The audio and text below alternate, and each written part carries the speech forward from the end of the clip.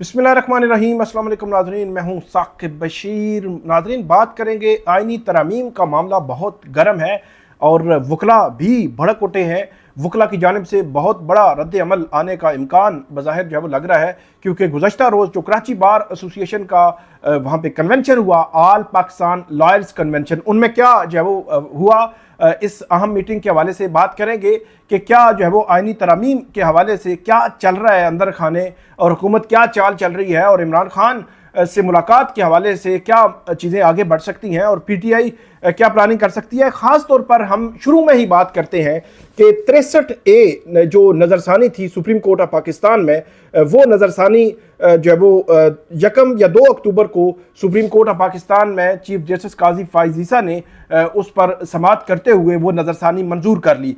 जब ये नज़रसानी मंजूर की गई तो इस के हवाले से, क्योंकि इसमें नज़रसानी जो 63A ये कहता है कि अगर कोई मेंबर असम्बली या सेनेटर या सूबाई असम्बली का मेंबर अगर कोई वोट देता है तो वो वोट काउंट नहीं होगा, पहले जो फैसला था। और जो एक्चुअल असल जो आइन की हालत थी वो ये था कि वोट काउंट होगा लेकिन वो नाअहल होगा। तो इस तनाजुर में ये बात की जा रही थी कि 63A की नज़रसानी का केस जो सुप्रीम कोर्ट ऑफ पाकिस्तान ने लगाया है वो मखसूस सियासी हालात के तनाजुर में किसी तौर पे भी दुरुस्त नहीं। लेकिन चीफ जस्टिस काजी फाइज ईसा ने पहले 20 सितंबर को ऑर्डिनेंस जारी हुआ, उस ऑर्डिनेंस को ऐसे लगा जैसे ऑर्डिनेंस की स्याही अगरचे खुश्क नहीं हुई थी और उस पर अमल कर दिया गया सदारती ऑर्डिनेंस पे। और जस्टिस मुनीब अख्तर को कमेटी से निकाला गया, प्रैक्टिस एंड प्रोसीजर एक्ट की कमेटी से अमीनुद्दीन खान को शामिल किया गया। कमेटी में जो है वो 2 मेंबरान ने, जस्टिस मंसूर अली शाह कमेटी में आए नहीं, 2 मेंबरान ने ही कमेटी में एक केस लगाया, फिर दूसरा लगा दिया और जो 63A की नजरसानी लगाकर उस पर फैसला भी दे दिया। और जो ऑर्डिनेंस के खिलाफ जो दरखास्तें हैं उन पर आज तक केस समाअत के लिए मुकर्रर नहीं हुआ। 25 सितंबर को जो फरिया इदरीस है, अफरा सियाब खटक है, उन्होंने उस ऑर्डिनेंस के खिलाफ दरखास्तें दी थी, लेकिन 2 अक्टूबर को अर्ली हियरिंग की दरखास्तें भी सुप्रीम कोर्ट में दायर की, लेकिन चीफ जस्टिस काजी फाइज ईसा और जस्टिस अमीनुद्दीन खान ने आज जब हम ये बात कर रहे हैं अभी तक ऑर्डिनेंस के खिलाफ वो दरखास्तें समाअत के लिए मुकर्रर नहीं की। लेकिन आइनी तरमीम के खिलाफ जो दरखास्त थी वो जो है वो समाअत के लिए मुकर्रर कर दी, कल उस पर समाअत होनी है। तो मैं बात 63A की कर रहा था। 63A नजरसानी मंजूर हुई, फ्लोर क्रॉसिंग का रास्ता खुल गया, लोटा क्रेसी का रास्ता खुल गया कि आप जो है वो लोटे इकट्ठे करें और उनके जरिए जो है वो कोई भी अमेंडमेंट करनी है, कोई भी चीज आपने करनी है तो वो कर ले। तो लोटा क्रेसी का रास्ता खुलने के बाद जब तनकीद की गई तो चीफ जस्टिस काजी फाइज ईसा या उनकी जानिब से ये कहा गया कि टाइमिंग क्या होती है, टाइमिंग का सवाल जो है वो क्यों उठाया जाता है, क्या आइन और कानून कोई टाइमिंग की बात करता है, क्या जो आइन में लिखा हुआ है कि फलां टाइम पे ये होगा और फलां पे नहीं होगा। हालांकि चीफ जस्टिस काजी फाइज ईसा उनकी जानिब से 63A का जो फैसला दिया गया उसमें उन्होंने लिखा कि 21 मार्च 2022 को उस वक्त के जो सदर अलवी थे उन्होंने जो प्रेसिडेंशियल रेफरेंस सुप्रीम कोर्ट को भेजा था कि 63A की तशरीह की जाए। उस वक्त मखसूस सियासी हालात थे, उस वक्त इमरान खान के खिलाफ अदम एतमाद की तहरीक पेश हो चुकी थी और उसको जो है वो सुप्रीम कोर्ट से ओजर रखा गया। काजी फाइज ईसा खुद कह रहे हैं कि उस वक्त मखसूस सियासी हालात थे, 63A की तशरीह करवाई गई।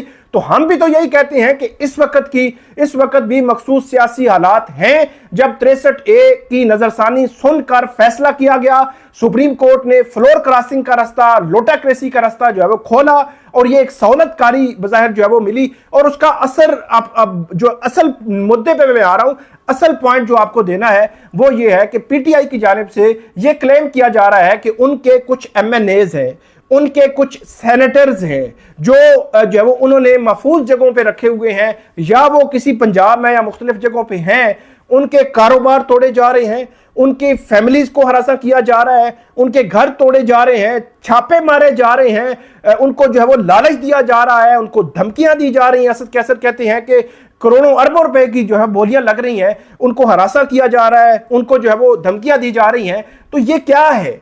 अगर ये 63A की नजरसानी मंजूर ना होती तो ये सेनेटर्स और MNAs को किसी तौर पे भी कोई मसला ना होता उनको डराया धमकाया ना जाता। उसकी वजह यह है कि उनको पता था कि ये वोट तो काउंट होना नहीं है, इनको हम क्यों डराए धमकाएं। तो सुप्रीम कोर्ट जब 63 केस की सुन रही थी उस वक्त जो है वो हवाले दिए जा रहे थे कि जी ऑस्ट्रेलिया, कनाडा, यूके और पता नहीं वहां पे क्या क्या होता है। मैं तो हैरान होता हूं कि हमारी अदालतें या सुप्रीम कोर्ट में इस किस्म की जब मिसालें दी जाती हैं तो क्या आप पाकिस्तान के पार्लिमानी सिस्टम को उन वेस्ट के जिन ममालिक का आप नाम ले रहे हैं उससे मवाजना कर सकते हैं? क्या वहां पे सिंध हाउस में मंडियां लगती हैं? क्या वहां पे छांगा मांगा जो है वो वहां पे लोगों को लाया जाता है, इकट्ठा किया जाता है? क्या वहां पे सेनेटर्स को, एमएनएस को डराया धमकाया जाता है, हरासा किया जाता है, उनकी फैमिलीज को डराया धमकाया जाता है, या उनके कारोबार जो है उनको तोड़ा जाता है? क्या ये सारा कुछ वहां पे होता है? नहीं होता। जब नहीं होता तो फिर आप क्यों मुवाजना करते हैं? हमारे यहाँ जो है वो धौंस धांधली का कल्चर है और ये भी एक हकीकत है। ये हुकूमत वक्त जो है वो 8 फरवरी इलेक्शंस के बाद जो रिजल्ट्स आए, फिर 9 फरवरी इलेक्शंस के बाद वो रिजल्ट्स आए, उसमें बहुत जो है वो रद्दोबदल था। इस हुकूमत पर इल्जाम है कि ये फॉर्म 47 की हुकूमत है और उसकी जस्टिफिकेशन के लिए ट्राइब्यूनल्स एक्टिव जो है वो अभी जाकर ट्राइब्यूनल जो है वो एक्टिव हुए हैं। वहां पे भी रिटायर्ड जजेस को लगाया गया है। इस्लामाबाद के तीनों ट्राइब्यूनल्स गैर फाल पड़े हुए हैं, उनको काम जो है वो नहीं करने दिया गया क्योंकि जस्टिस तारिक महमूद जहांगीरी ने यह कहा था कि वो इस केस को लॉजिकल एंड तक जो है वो पहुंचाएंगे और टाइमली उसका फैसला कर देंगे। लेकिन टाइमली फैसला जो है वो नहीं मंजूर था हुकूमत को भी और कहीं पे इलेक्शन कमीशन को भी, और उसके बाद वो मामला लटक गया। तो मैं 63A से बात शुरू की थी कि क्या मामला हुआ, और अब आईनी तरमीम वाला जो चीजें आ रही हैं उन आईनी तरमीम के हवाले से जो अंदर खाने जो मीटिंग चल रही हैं उसमें हुकूमत जस्टिस मंसूर अली शाह को जो है वो साइडलाइन कराने के हवाले से सोच रही है। जस्टिस मंसूर अली शाह को पिछली वीडियो में मैंने आपको बताया था कि 12 जुलाई का जो फैसला मखसूस नशिस्तों का दिया गया उसके बाद जो है वो हुकूमत जस्टिस मंसूर अली शाह के हवाले से इस किस्म का प्रोपेगेंडा जो है वो किया जा रहा है और ये कहा जा रहा है कि वो जी जब आएंगे जो 25 अक्टूबर के बाद तो वो इलेक्शन खोल देंगे, वो हुकूमत को घर भेज देंगे। मसला वही है कि आपको मसला क्या है, मतलब अगर चोरी नहीं की तो फिर मसला किस बात का है?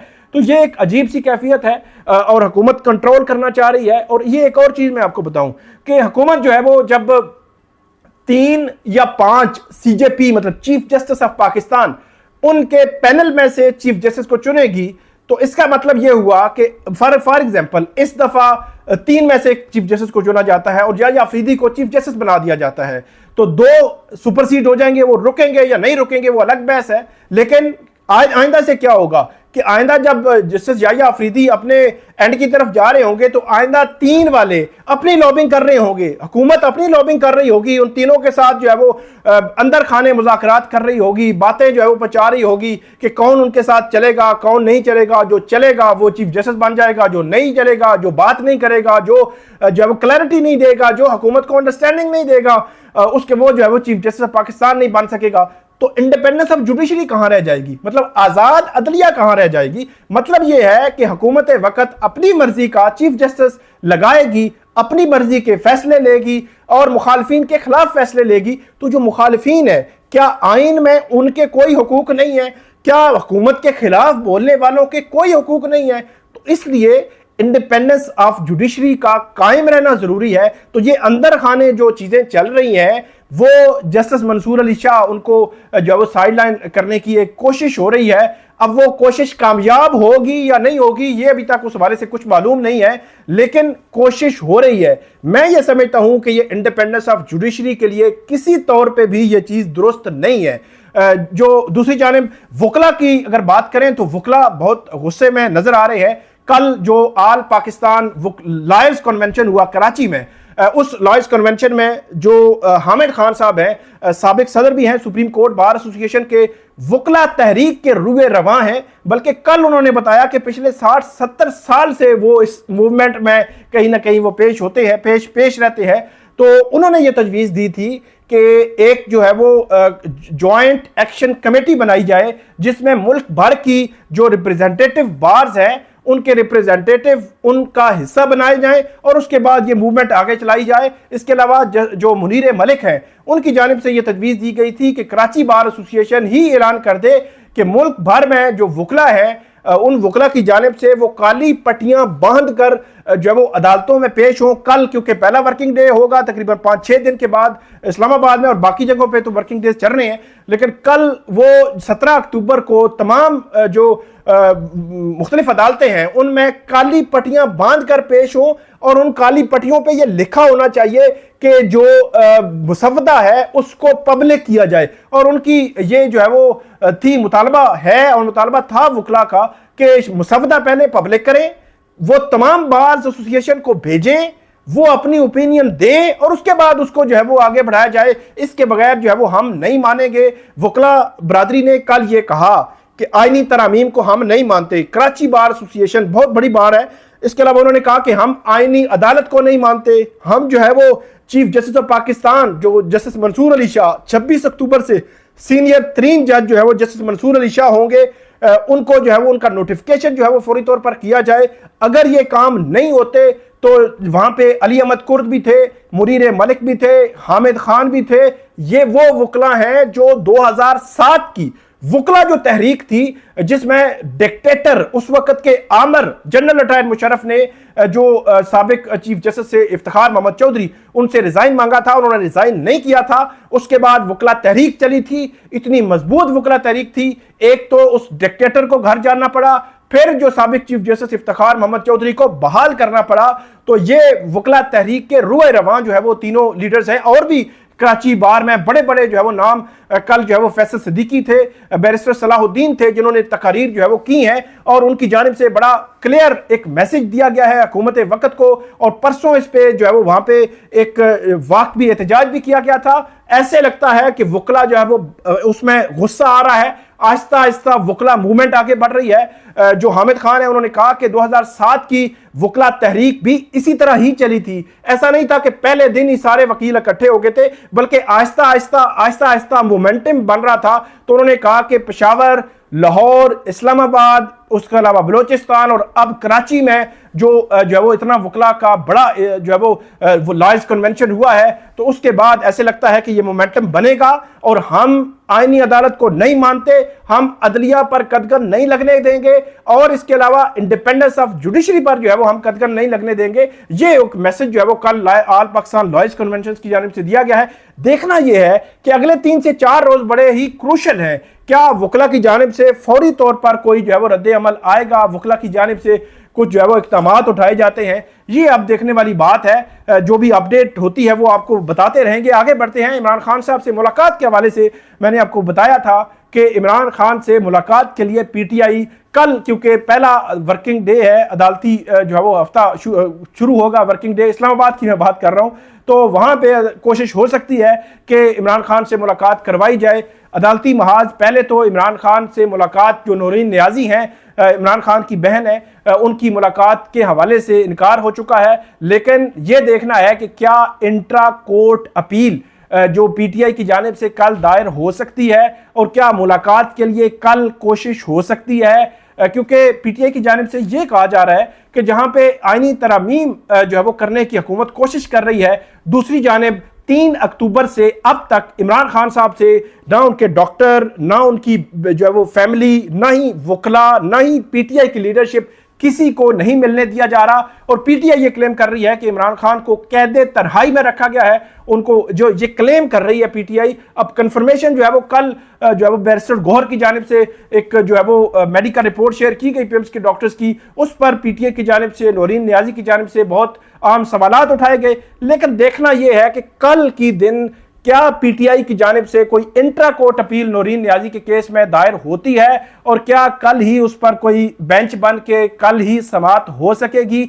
ये अब देखने वाली बात है। और क्या पीटीआई को मुलाकात के हवाले से कल कोई इजाजत मिल सकती है, क्योंकि दूसरी जानिब हुकूमत तो बहुत जल्दी में लग रही है। आज ही जो खुर्शीद शाह साहब की सदारत में इजलास, और फिर जो है वो कल जो है वो कौमी असम्बली का इजलास, फिर सेनेट का इजलास, और फिर जो है वो अगले 2-3 रोज में आईनी तरामीम मंजूर कराने का मिशन, ये और मौलाना फजल रहमान की मुलाकातें, ये जो चीजें ऐसे लगता है अगले 2 से 3 रोज बड़े क्रूशल हैं। देखना यह है कि पीटीआई क्या इमरान खान से मुलाकात कर सकेगी कल या परसों, या क्या इमरान खान से मुलाकात किए बगैर किसी एहतजाज का ऐलान हो सकता है। ये वो 2 सवालात हैं जिन सवालात के जवाबात हमें आइंदा 1 से 2 रोजों में मिल जाएंगे। आपको अपडेट करते रहेंगे, हमें फीडबैक दीजिएगा। अल्लाह हाफिज़।